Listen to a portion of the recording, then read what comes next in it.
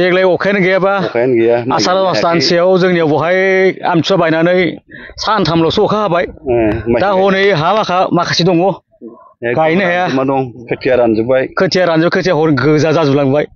माखौ फुबावनो माखौ गायबावनो माखौ जाबावोथाय देग्लाय बोसोराव जुदि सलारफोर थानायमोनब्ला सरकारा सलारफोरनि जुगाजुग खालामना होनायमोनब्ला माबा मोनसे सहायफोर होनायबा होमबाना जोङो बे आबादखौ मोजाङै मावफुंजोबनो हागौमोन सरकारनिफ्राय जेबो सुबिदा मोनाखै ओरैनो अखा हैया सानबेसेसो अखा हायाथ' आमथिसुवा बायनायनिफ्राय गैया आमथिसुवा बायनानै सानथामल'सो अखा हाबाय बिनिफ्राय दिनैसिम गैया अखायानो गैया अखा हायाखै आबादफोरा माबाफोर खौरांफोर लाफैदोंमोन नामा गैया रावबो खबर लाया गैया सरकार बिफानफोरनिफ्राय जेबोखौनो सुबिदाखौ मोनाखै जों रावबो खबर लाफैयाखै आसाम सरकारा अननानै बेबायदिनो रायजोफोरखौ एसे अनसुंथाइ होब्ला आरो खावसे बोरि हा दङ बेफोरखौबो जोङो मोजाङै मावफुंनो हानाय बायदि जुदि सलारफोरनि सिस्टेम हाथारब्लाबो न'खरनि जे गंसे बेबायदि सलारनि सुबिदाफोर होयोबा जों माने जिउखौ मोजां खांलांनो हागोनखौ आसा खालामो आरो जोङो जिहेतु देग्लाय अखा हायाखै एबा आबाद मावनो गोबां जेंना जेंसिजों मोगा मोगि जानो गोनां जादों देग्लाय ओरैनो बिगायाव बेसेबांसो माइ मोनगोन होननानै नोंथाङा आसा खालामदों देग्लाय मा खालामनो गुबुन बोसोराव जोङो 10-12 मन मोनोब्लाबो देग्लाय 5 मन 6 मनखौनो मोनगोन ना मोना आरो अखायाबा माब्ला हागोन गैलानो थांबाय दिना खोथिया आजिखालिनि खोथिया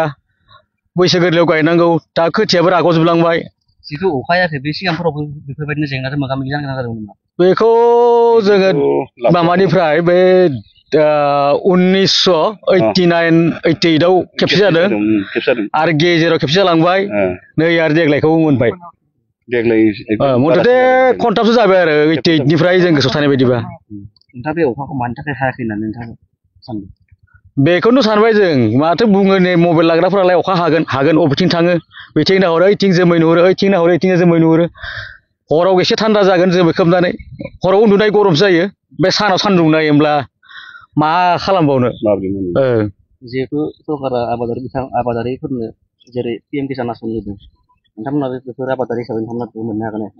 PM किसानखौथ' जों बहा मोनो जों हालाय मानसि थाबायनो रोङिया मोननाय खोनायो बै सोरबा एसे देवानि सुरुपनि मानसिफोरखौसो जना जाग्राफोरखौसो मोननाय खोनायो जों आबादारिफोर मोनानो माथो नागिरफैयानो माथो जोंखौ खबरखौनो लाफैया आसाम सरकाराव अननानै होयोब्ला जोंलाय आरो जाम्बा जाम्बि मानसि मा खालामनो खेथियावनो फोरोंनो होयोब्ला जों एसे एनै मालाबा मालायनि हन्दा भाराफोर लाबोनो सहाय मोनो आरो बेयावथ' जों माखासे एसे माइ गायनाय नुदों बेखौ माबोरै गायदों अखा गैयियाव बेखौ जोङो बै बरिं थुखांना लानाय दंमोन बेखौ हन्दा सावै बाहायबाय आवगाय केरासिन हन्दामोन दा पेट्रल हन्दा केरासिना गोमाबाय दा पेट्रलखौ जों दाम बारा होनानै बायनांगौ जाबाय उपाय गैया आरो केरासिननि सालायनाय समाव थावा बारा बुरजा जायामोन दा पेट्रल हन्दायाव केरासिन हन्दायाव पेट्रल सोना होबाय थावा घन्टायावनो 1 लिटार थाङो बा बेसेबां थाव बायनो जिहेतु जों दिनैनि दिनाव जों मोसौजों हालेवनाय नुनो मोना दिनै नोंथाङा मोसौजों हालेवदों आरो गोबाङानो जोंनि ट्रेक्टरजों हालेवो दिनै ट्रेक्टरजों हालेवनाय एबा मोसौजों हालेवनाय माबा मोनसे फाराग दं नामा बेयो एसे सुबिदा जायो जुदि ट्रेक्टरबो मोसौबो थायोबा सहाय जायो आरो मोसौजोंथ' गोदोनि बायदि गायनो हाला आजिखालि मोसौजों हालेवना हा फोमोननायाव हाजिरा गायग्राफोरानो फैनो नागिरला माने सहसिन लुबैनाय जाबाय बिसोरबो थेवबो ओरैनो मै साबनो थाखाय आङो लादों आरो हा गायग्राखौ बोख्लायनो होननानै